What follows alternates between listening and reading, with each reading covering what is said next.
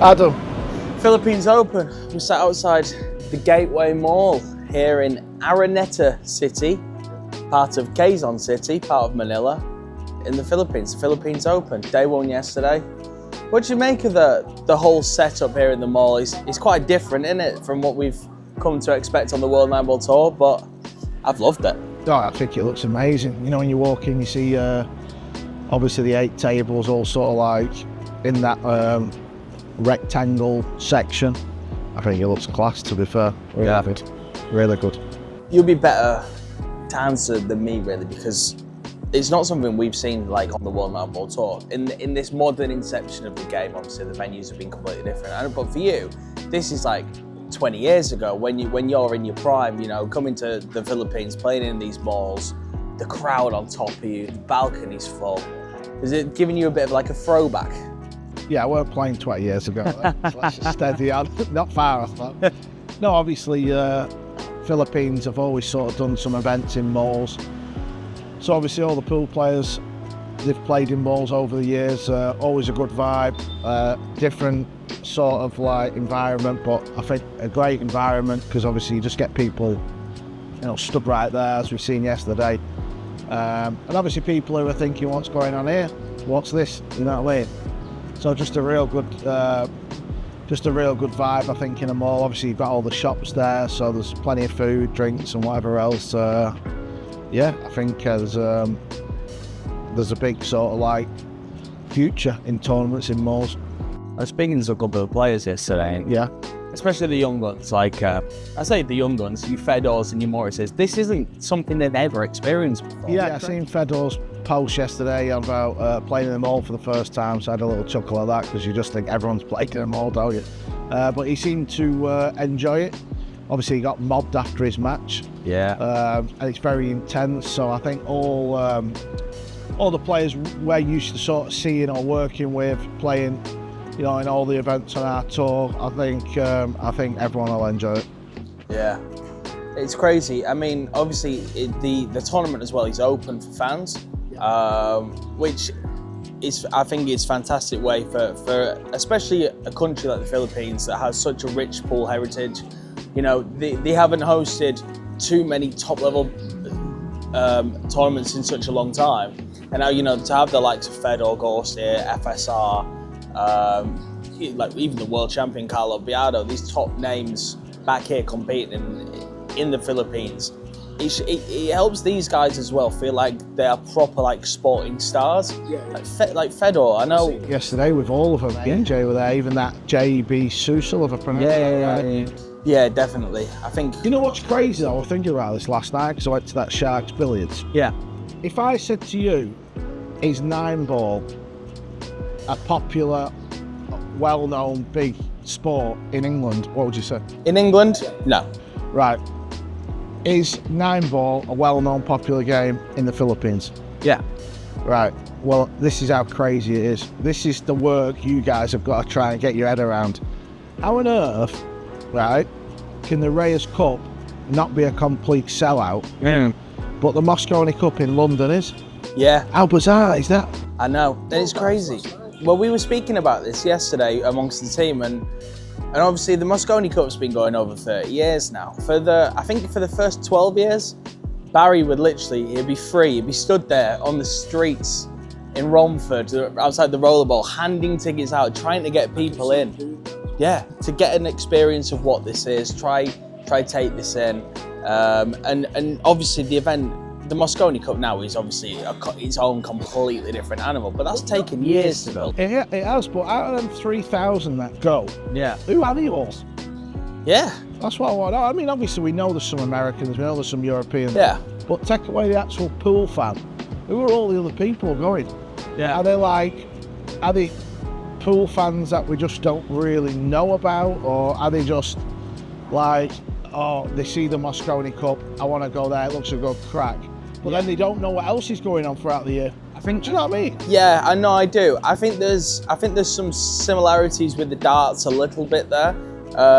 Obviously, Ali Pali for darts is its own completely different beast, and it attracts fans outside of just darts fans because, you know, they see the atmosphere, they see the crowd, they see the drinking culture.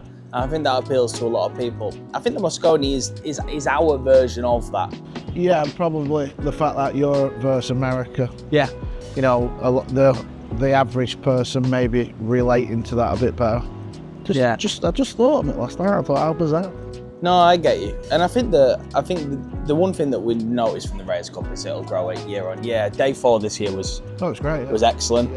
Really good atmosphere in there. Competition needs to be closer, but I have been saying to people, I think Team Asia, right, as good as they are, and they are great. I think if the team puts Asia under pressure, I do think they will buckle a little bit as well. I'm convinced. Yeah. What happened to Wan So yesterday in the mall, in his match against the Filipino, 9 apiece, everyone stood there, and it's not just that they're all stood there quiet, because that doesn't really make you feel that edgy. Yeah. It's when they all start going, ooh, ah, because they're knowledgeable. Yeah, a bit to sugar, yeah. I know. Yeah, it's because they've got so much knowledge, the Filipino crowd that watch it. They obviously play pool. I met a lot of youngsters yesterday. There's obviously a university around here or some sort of school. And a couple of them were like, one lad was on the balcony yesterday afternoon, and he was stood next to me and went, are you cowboys? Yeah, I'm just fatter in real life. So he had a laugh, but he was a young lad. Yeah. He plays a bit of pool. He's a university student, and he sort of knows what's going on the table. So if a player plays a bit of an iffy shot, or they've got a tough long shot, or a shot where you think, ooh, yeah, they all know. A bit like Hanoi, the same. Yeah. So obviously, because they're all getting involved and they're invested a bit like that, that then translates to the player. And when you look at yesterday, I mean, the 9-ball Wan So missed, it was just incredible. Just mad. I think it was a really interesting match to follow, that one, because obviously he was down. Well, he's just won the Reyes Cup, so we're all watching it, you know, going single limb. You'd expect him to get through. We don't quite know much about his opponent. He was well down. Then he comes back. Next minute one going hill, and we're going, okay, he's got a chance here. His opponent missed.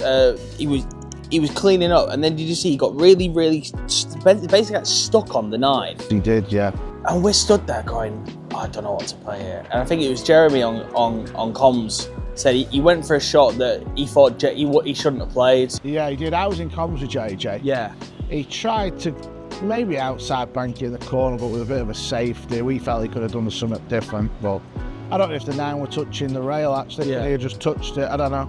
But when the 2 balls are close like that, it's a scary shot. Yeah. Because you're scared of you're so used to pushing your cue through on most shots.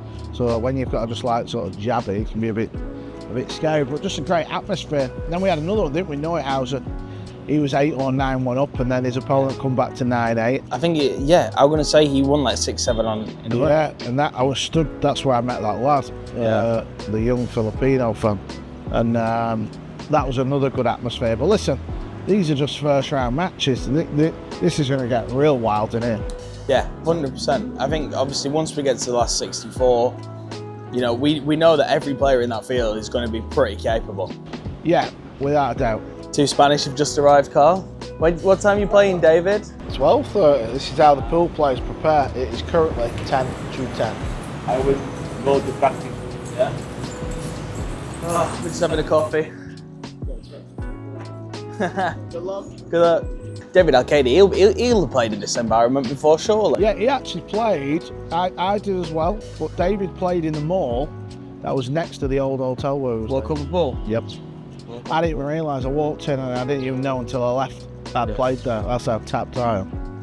I think it was really interesting. I made this point. I think they played Buster and Efron as well. I mean, imagine playing them 2. I know, I was speaking there. So 2009, Buster and Efron obviously won the World Cup of Pool here in Manila, in one of the shopping malls.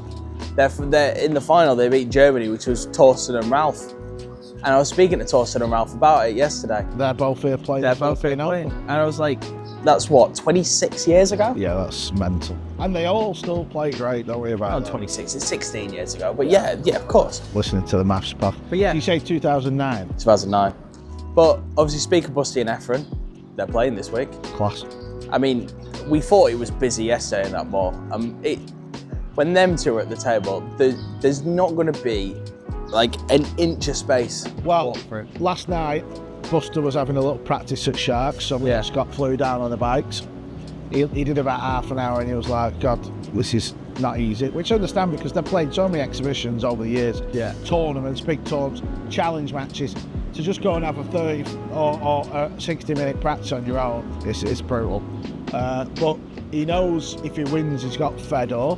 So I was like, well, let's hope you cop for one of these sneaky little buys that are happening. Yeah. Because obviously some of these unknown Filipinos, unknown to us, probably known in the Philippines, Yes. obviously, they're not showing up, are they? Because, well, a few reasons. They're probably thinking, well, I've got Buster, I'm not going to bother, Yeah. for one. I think you could pay your entry on site, which is obviously a bit of a no-no in the pool world, because people just think, oh, sod it, I'm not bothered about this one. But they'll be jealous once they've seen the setup, very intimate, like, kind of says a lot about the player, really. Yeah. You know, the fact that, like, if you look at Lucas Fracasaverna, the American, played Hanoi, flew home, and then he's flown back out to play the Philippine Open. That's a guy Yeah. who wants to do well in his career. Yeah. Wants to get the Moscone. He's in the hunt for the Moscone. That's a guy who will get rewarded. Yeah. You're not going to get rewarded by thinking, sod it, I'm not going to bother. Yeah. It just doesn't happen in life. He will get his rewards. He will play for Team USA in his career. Might be this year, might be next year, but he will do. Yeah, 100%. You're on first match, I think, Carl. You got the Starboy. Starboy, that'd be good. Yeah, I mean, he was mobbed yesterday when he walked in that mall. We had to get extra security for him. The amount of people that were like, I mean, it's what happens. 18-year-old MVP of the Reyes Cup. Is it because the pool world in the Philippines put it in the mainstream media? Is that what's happened? I think so. Yeah. So obviously the Reyes Cup was on One Sport, which is essentially the Sky Sports of the Philippines, and I mean the amount of coverage that tournament got is off the charts. The amount of coverage that AJ got was off the charts. So obviously in the Philippines, if you get your local paper or whatever, is he just in it? You know, if a bit of synergy again when we said about like the darts, and obviously in the UK we had Luke Littler in the darts. In the Philippines, he is essentially their Luke Littler. He's a guy that could potentially transcend the sport, could potentially, you know, become the likes of Efren. without saying, you know, Yeah, not Legendary. Efren, 'cause Efren's Efren. just because of like he's so young. It's insane how well known Efren is in the Philippines. And the first time I come to the Philippines, people were telling me, and I thought, Every taxi driver we spoke to. oh, it don't matter who you ask. Yeah. I got pulled on the motorbike with Fran on the back, right? Yeah, I've heard about this. Where's your license? Don't have one. Where's your bike permit? Don't have one. Where's this? Don't have one, sir. Oh, okay. So I'm thinking, yeah, this will be fun. So I just get my phone out, picture me and Efren. It says, Efren friend, Efren Bata Reyes. So then Fran goes, I played in the Reyes Cup and we're going to the Philippine Open. On you go, boys. It's just insane. Can you actually do that in England? Who would your person be in? Well, I mean, I'm not being funny. Even if you said, oh, I'm friends with Ronnie O'Sullivan, they're going to go, well, we don't really give a shit. Yeah. So what? You spend it night in shells, car. You know what I mean? It don't really, like here, it's just wild. Everyone you speak to, doesn't matter who you speak to. You could go in Starbucks now. Yeah. Who knows Efren Reyes? Everyone sticks their hand up. It's got to be a media thing, hasn't it? They're obviously just in the mainstream media constantly. Yeah. I was speaking to the owner of Sharks last night, and he was telling me that also in the Philippines they don't really have like a sport that they actually truly follow in the Philippines. You know, like in England it's football. Everyone's football mad, aren't they? Yeah. You know, you other like America, you've got basketball, baseball, American football. Mm-hmm. In the Philippines, he was saying they don't really have one yet. Yeah. So Starboy's up first. Starboy's up first. And then we'll see how the lineup's. Oh, I spotted another straggler here. Second time on the show, Jeremy Jones. You weren't having that one, mate.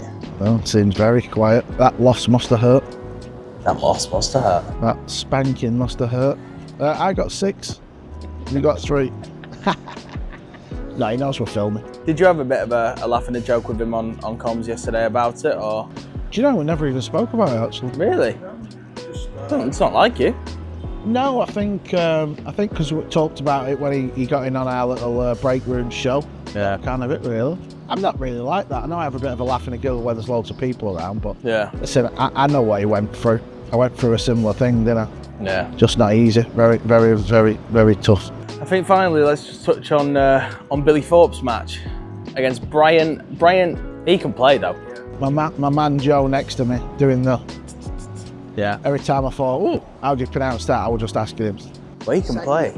I think someone Well, someone told me he'd won the Manny Pacquiao. Yeah, I must send out some apologies because obviously I'm thrown in the deep end as a lead commentator, which is not really what I do. I just talk about pool. And obviously when you look at McMullen and Phil Yates, Yeah. they don't talk about pool because they're useless. They talk about all the other stuff. So I need to brush up on my prep skills. Yeah. So I didn't know who Brian was, but then I got a couple of messages saying he just got to the semis of the World 8 Ball. Yeah. He can play. So I was like, oops, sorry. But yeah, I mean, He beat Billy. And Billy's been playing quite well recently. yeah, it was a scrappy match, mate. Real Yeah. scrappy. Both players struggled with us. But Billy said to us afterwards he wasn't happy. He wasn't happy with how he played. He struggled with speed at table. It actually looked like Brian had missed the boat and Billy were going to kick on and win. Yeah. But he made far too many errors. He even come back, Billy. Yeah. It should have been going to 9-8 or 9-8. He's hooked himself on the 7. It was like impossible to do. He should have gone 9-8. I think he were favourite for the match then. Too many mistakes. Clearly been enjoying his time in Boracay too much. But we're going to see that, aren't we, across the week? Some of these Filipinos that, to you or I, may not be fully up to date on them across the World Nineball Tour, but there's going to be some absolute killers. Yeah, I mean, also the other thing and all is what Scott alluded to is maybe the fact that some of the Filipinos that we don't really know, maybe they're not going to play in that arena as good as maybe they do because it's a bit intense. Yeah. It's got a different vibe about it. It's not a money game in some pool or in Manila, is it? It's a little bit of a different vibe. You have great challenge players and money game players who don't really do well in tournaments. Yeah. And vice versa. You have great tournament winners and players who are not really built for the challenge match scene. Well, obviously, the action gets underway, I think 11 a.m, so just about an hour. We've got AJ. Hopefully, we'll see about opponents and stuff. Hopefully, we'll see Django and Efren out there as well. Oh, well, I'm hoping we don't see Django because that means we're guaranteed a Buster Manti. Well, and let's say, if we don't see Django today, we're guaranteed Bustamante versus Fedor Gorst. That'd be insane. If we don't see Efren Reyes today, we're guaranteed Efren Reyes versus world champion Carlo Biada. I mean, come on. If there's ever a day we need a couple of buys, this is it, isn't it? Can you imagine what that place will be like, seeing the current world champion, two-time world champion, Reyes Cup champion, Carlo Biada, versus the greatest of all time, Efren Reyes? Does that kind of prove a point, though? In what sense? In the sense of, listen, I know Buster and Efren are like retired and they don't compete on the tour. I get that. But how exciting is it going to be knowing that you've got an opportunity to watch them matches? Yeah. Because obviously you're not risking players getting beat early doors to never see that match, are you? No, like, what if Efren and Buster were, like, obviously we're not sure yet, but if they play and they get beat, you're not seeing that match, are you? No, I hear your point. I mean, it'd be interesting. So basically what we're saying is that you're hoping them to maybe receive a bye through to the match so we see some absolute spectacle. I'd love to see Buster play Ghost. Yeah. Because Buster's obviously a bit younger than Efren. Yeah. Buster still plays a lot of challenge matches throughout the Philippines. He still travels to America. He still plays Derby every year. That's what I mean. I think he can still compete Yeah. to a higher level than Efren. Obviously, Efren just does all his exhibitions now. But it'd be interesting to see what Efren plays like still, actually, 'cause it's been a while since I watched it. You can imagine. And Carlo will have some fun with him. Yeah, that would be epic, if that comes off. It really will.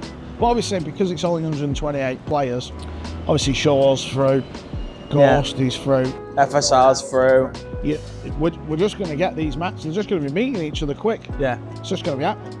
You can't fail to deliver. It's impossible. Forget the few hiccups with a few buys and whatever else. in that arena, at some point, you're going to get the 4 matches on the 4 main tables.